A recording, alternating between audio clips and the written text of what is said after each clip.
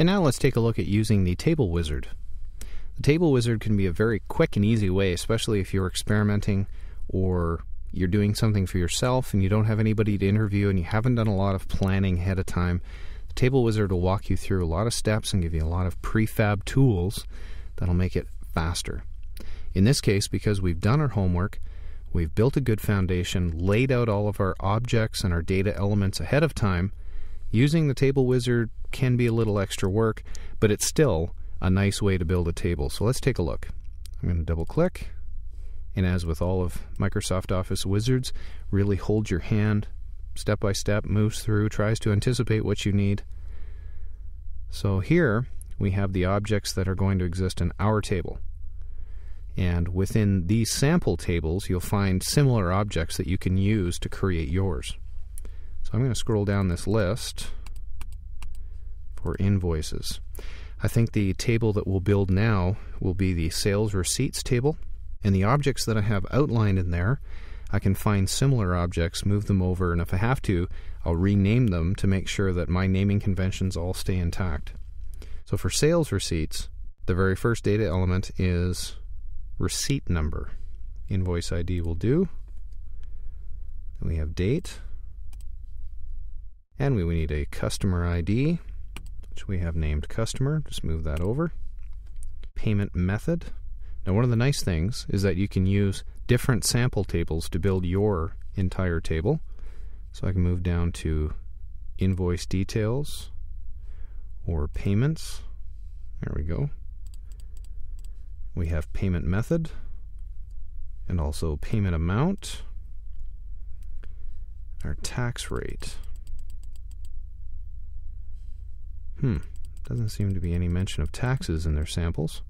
Wishful thinking on your part, Microsoft.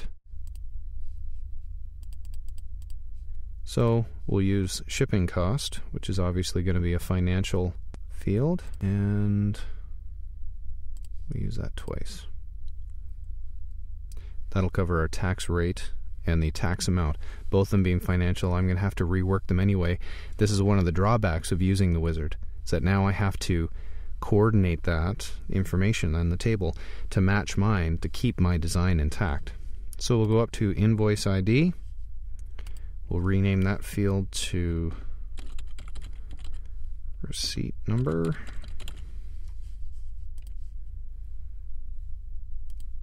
Invoice date, I simply called that date.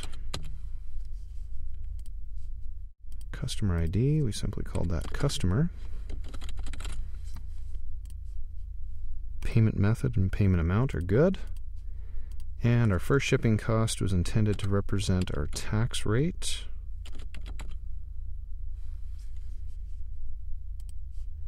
And the second shipping cost is intended to represent the tax amount. Alright, now the fields in our table match the fields that are in our plan, so we can go on to the next step. What would you like to call this table? This is going to be sales receipts. Again, it's pluralized. And it's asking me again about the primary key. I'm going to say no, because I want us to set the keys later. And now it's asking us again in a roundabout way to identify exactly what field is going to act as a key. Well, I guess in the wizard we can't avoid it entirely. So I'm going to go ahead and answer this question. Receipt number is indeed going to be our unique identifier for the record. Consecutive numbers that it will assign is fine. And it's also asking us about relationships, which we haven't talked about yet. So as you can see, the wizard really does hold your hand and move you through several steps all at one time, which is good. And we're at the finishing line. Enter data directly into this table, or we can go to the modify the table design. Since we have to choose one, I'll go ahead and choose modify the table design, finish. And that brings us back to a familiar view. As you can see, it's set a whole bunch of things up for us, and we have some different values here under data type that we didn't have when we entered it in the design view. We'll talk about that in a moment. So let's go ahead and close this. And now we have two tables.